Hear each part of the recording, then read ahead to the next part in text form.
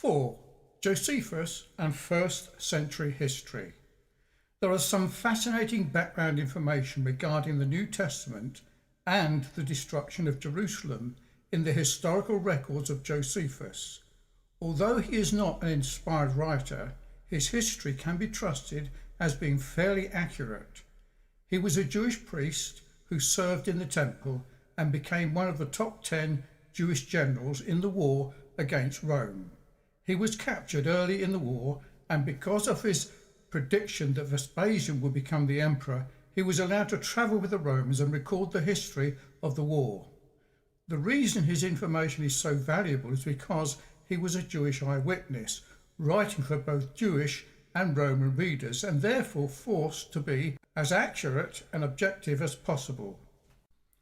Josephus says that just before the war, angelic armies, chariots and troops of soldiers running about among the clouds were seen surrounding Jewish cities.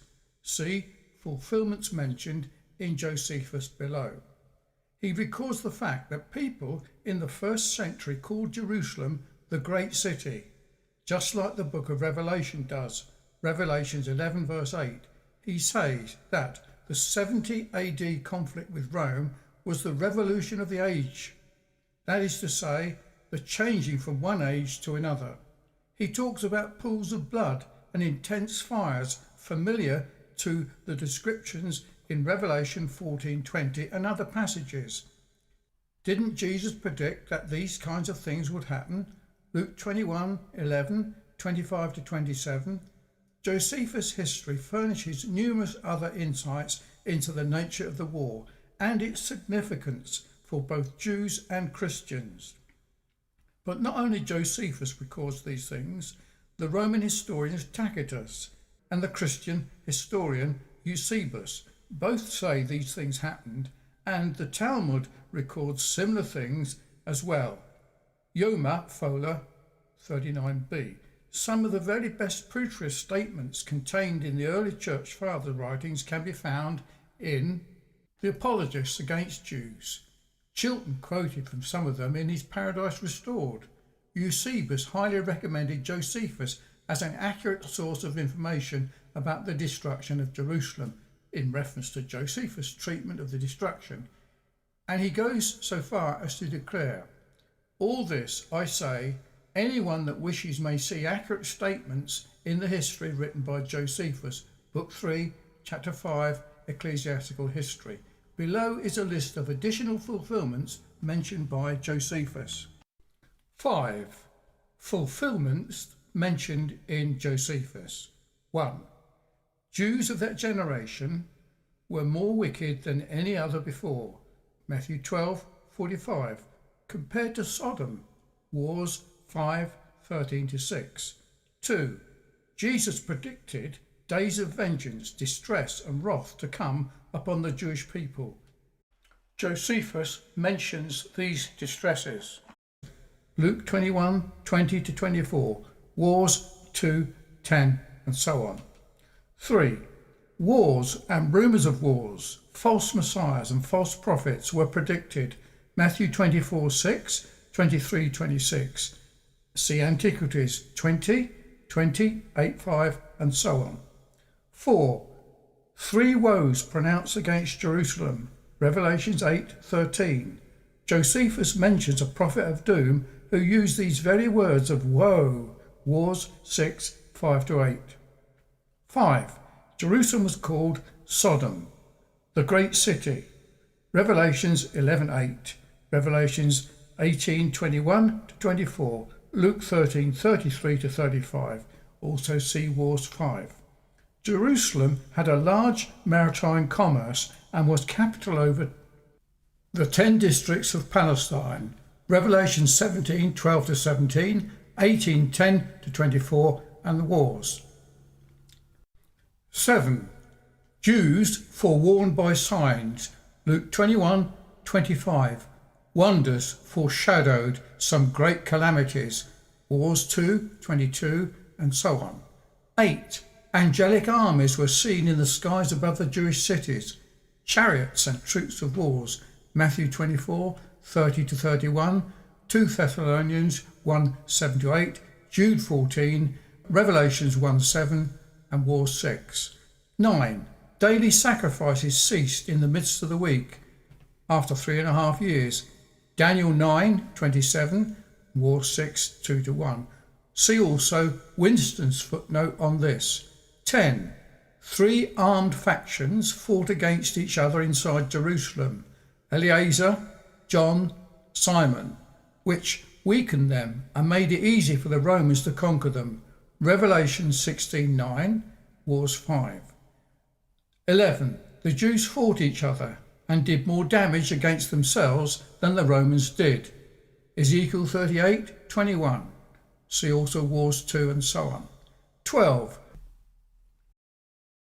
They destroyed their own food supplies and genealogical records, archives, Wars 5. 13. Horrifying conditions during the siege of Jerusalem, famines, plagues and dead bodies lying unburied everywhere, Luke 19:44, Wars 6 and so on. 14. Pools of blood and intense fires similar to Revelations 14:20, 17:16, Acts 2:9 and Wars so on. 15. The Zealot rebellion was like a wild beast eating its own flesh, Revelation 16:10, 17:16, 19:19-21, see the Wars. 16. Cannibalism, Leviticus 26:29, Deuteronomy 28:53-7 and the Wars. The severe famine was caused by Jewish factions. 17. Hailstones weighing a talent, Revelation 16:21. 18. The Jews set fire to their own temple first, not the Romans, Revelation 17 verse 16. 19. Roman soldiers sacrificed to their own standards in the temple, abomination of desolation, Matthew 24:15 and the Wars. 20. Jews sold as slaves, Luke 21-24. See the Wars. 21. The temple vessels were taken by Rome by Titus, Wars 7 and so on. 22. Not one stone of the temple was left standing upon another, Matthew 24 verse 2, see Wars 7. 23. That tribulation was the worst ever, Jeremiah 30:7, Daniel 12:1, Matthew 24:21, Revelation 16 verse 8, and see the Wars. 24. The AD 70 destruction was the turning point of the ages, revolution of the ages, and system of the world put into disorder. Matthew 24:3, 1 Corinthians 7:29-31, 10-11, 1 John 2:17 and 18, see the Wars. 25. God, not the Romans, took the kingdom away from the Jews and gave it to the church. Matthew 21:43, see also Wars. Chapter 6. Josephus gives the day and the hour. In the Olivet Discourse, Matthew 24 and parallels, Jesus told his disciples that when they saw certain signs occur, they would know that the day of his coming was near. When you see all these things, recognize that he is near, right at the door. Truly I say unto you, this generation will not pass away until all these things take place. But of the day and the hour no one knows, not even the angels of heaven, nor the Son, but the Father alone. Matthew 24:33, 36, 25:13. Jesus did not give them the exact day or the hour when he would return, but he did promise that it would occur in that generation before all the people alive at his time had died, and he gave them signs to look for, so that they would know when it was getting close. He even told Peter that it would not occur until after he grew old and was martyred, John 21 verse 18. But Josephus, writing afterwards, gives the very day and the hour when the angelic armies appeared in the sky, signalling the arrival of Jesus to resurrect the dead out of Hades, rescue his living saints out of their tribulation, and to pour out his wrath upon their persecutors.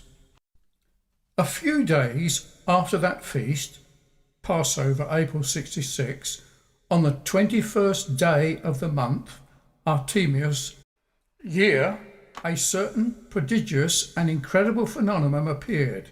I suppose the account of it would seem to be a fable were it not related by those who saw it, and were not the events that followed so considerable a nature as to deserve such signals. Before sunsetting the hour, chariots and troops of soldiers in their armour were seen running about among the clouds and surrounding cities. Moreover, at that feast which we call Pentecost, the day, as the priests were going by night, the hour, into the near court of the temple, as their custom was to perform their sacred ministrations, they said that in the first place they felt a quaking and heard a great noise, and after that they heard a sound as of a great multitude saying, "Let us remove hence." Read Winston, Complete Works of Josephus. The angelic armies first appeared in the sky just before sunset on the 21st day of Artemius, April 66, which signalled the beginning of Christ's coming to reward and judge. Less than 2 months later, June 66, in the evening of that day of Pentecost, as the priests were entering to the temple to perform their customary services, they heard the voices of multitudes in the unseen realm crying out, "Let us go from this place." This was evidently the resurrection of saints out of Hades, so Josephus unwittingly gave us the very hour, the day and the hour of the beginning of the parousia, as well as the day and the hour of the resurrection of the dead. He proved the predictions of Jesus to be true, the very day and hour in that very generation before some of those standing there tasted death.